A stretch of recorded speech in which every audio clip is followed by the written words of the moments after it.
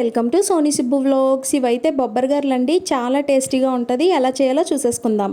బొబ్బర్లను అయితే ఒక 12 అవర్స్ కంపల్సరీగా నానబెట్టుకోవాలండి. 12 అవర్స్ నానితేనే మనకి బొబ్బర్లు చక్కగా నానతాయి అన్నమాట.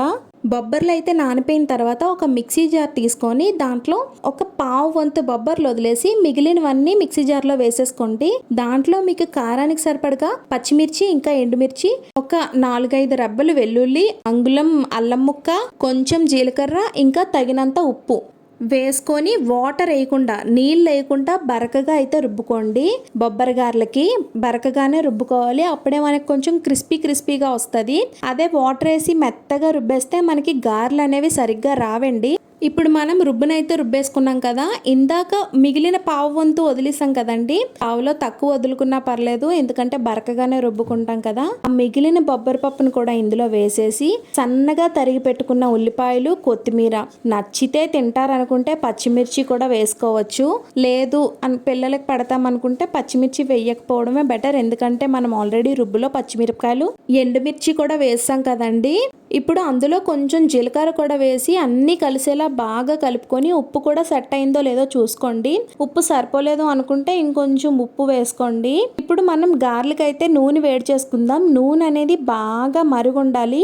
నూనె అయితే మరిగిపోయిన తర్వాత మనం ఏదైతే రుబ్బుకొని పెట్టుకున్నామో వాటిల్ని ఒక కొంచెం ముద్ద తీసుకొని దాన్ని కొంచెం రౌండ్ చేసి ఆ రౌండ్గా ఉన్నదాన్ని చిన్నది వేరే హ్యాండ్తో ఇలా ప్రెస్ చేసి గారెలను అయితే వేసేయాలి. మరీ పల్చగా వేసుకోకండి, బొబ్బరికాయలు అంత బాగోవు. అప్పుడు మనం గారెలు వేసిన తర్వాత మీడియం ఫ్లేమ్ టు సిమ్ లోకి అడ్జస్ట్ చేసుకుంటూ గారెలను అయితే ఫ్రై చేసుకోవాలి. ఎందుకంటే బయట మంచి కలర్ వచ్చేసి లోపలైతే గారె వేగదనమాట మనకి బొబ్బరి గారె, ఎందుకంటే కొంచెం లావుగా వేసుకుంటాం కదా.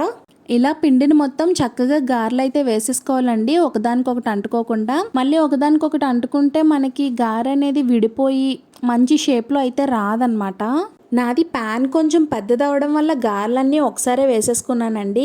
చిన్న ప్యాన్ అయితే వాయిల్గా వేసుకోవాలి, అంటే కొంచెంగా వేసుకోవాలన్నమాట. అంటే చిన్న ప్యాన్లోని మనం ఒకసారి వేసేయడం అవ్వదు కదా, మళ్ళీ అంటుకుపోతాయి గారెలు. ఆ గారెలు అయితే ఇలా రెడీ అయిపోయాయండి. మీలో ఎంతమందికి బొబ్బరి గారెలు అంటే ఇష్టమో కామెంట్ సెక్షన్లో కామెంట్ చేయండి. ఈ గారెల్ని చికెన్తో కానీ మటన్తో కానీ లేదంటే ఉట్టిగా కూడా తినేయచ్చు, చాలా టేస్టీగా ఉంటాయి. ఇంకా వీడియోని చూస్తూ లైక్ చేయకపోతే please do like, share and subscribe. నా వీడియోస్ చూస్తూ నన్ను సపోర్ట్ చేస్తున్న వాళ్ళందరికీ చాలా థ్యాంక్స్ అండి. చూసారు కదండి, నా గారెలు అయితే రెడీ అయిపోయాయి, మంచి క్రిస్పీగా.